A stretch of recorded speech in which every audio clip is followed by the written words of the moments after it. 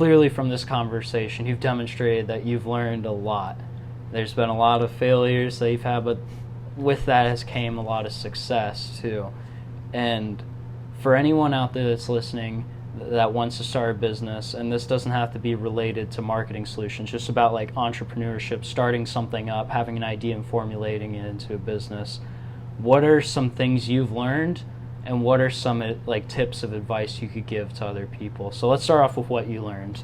What we learned, or what I learned the most, is taking the influence of other people and working with other people is like the most essential thing like that we ever started doing. Like, it's the hottest thing since sliced bread.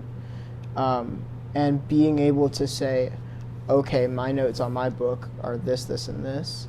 Cooper's and Spencer's are this. Let's mold them together and create the best one possible and move that with that platform. Does delegating have to deal with a lot, like making sure that you're not the smartest person in the room and the tasks you're giving off are to the right people? Oh yeah, it's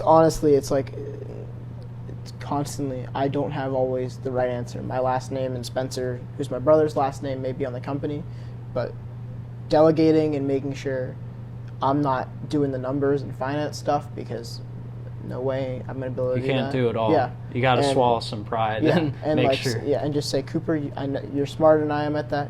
Go ahead.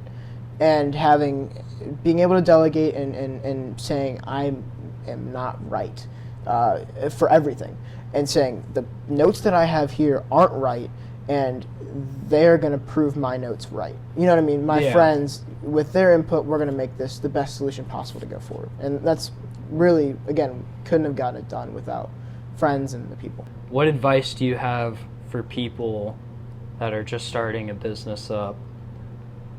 What all, like, do you have any advice to give them? Yeah.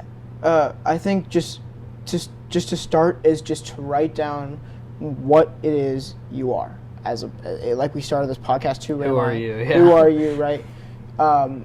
And writing down, we did that. We literally wrote down what the company, what the philosophy was. We didn't really have a mission statement or anything like that, but we wrote down on a procedural level, this is the company. And then we looked at it at a large, up top scope, looking down below. How do we refine it? And it was constant digging through that, and just having the writing, and don't throw anything away. Any notes, pictures, videos, audio. If you got it, keep it. There's a folder like up there with the notes from when we first started. You got some hard drives. Yeah, and there's a bunch of hard drives laying around everywhere. There's computer parts laying around. I mean, that's another story. But we've looked back on footage, we've looked back on files, we've looked back on notes from that we've already figured this out. You know what I mean? And just knowing that your idea at the beginning is not going to be the idea that you go live with, and maybe it will be, but it's once in a blue moon. It's a good way to not only have like backup footage to use and backup stuff to like.